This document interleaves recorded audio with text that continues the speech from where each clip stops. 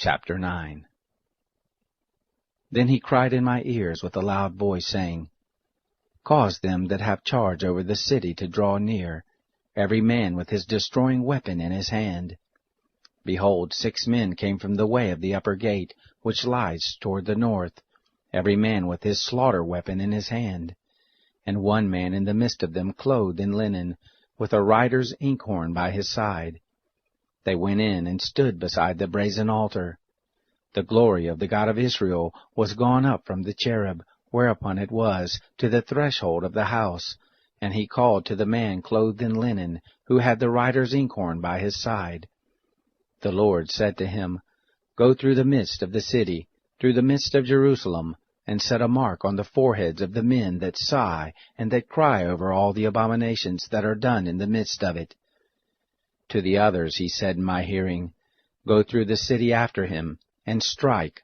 Don't let your eye spare, neither have pity. Kill utterly the old man, the young man, and the virgin, and little children and women, but don't come near any man on whom is the mark, and begin at my sanctuary. Then they began at the old men that were before the house.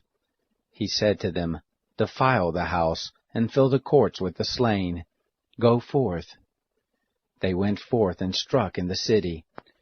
It happened, while they were smiting, and I was left, that I fell on my face and cried, and said, Ah, Lord God, will you destroy all the residue of Israel in your pouring out of your wrath on Jerusalem? Then he said to me, The iniquity of the house of Israel in Judah is exceeding great, and the land is full of blood, and the city full of wrestling of judgment. For they say, The Lord has forsaken the land, and the Lord doesn't see. As for me also, my eye shall not spare, neither will I have pity, but I will bring their way on their head. Behold, the man clothed in linen, who had the inkhorn by his side, reported the matter, saying, I have done as you have commanded me.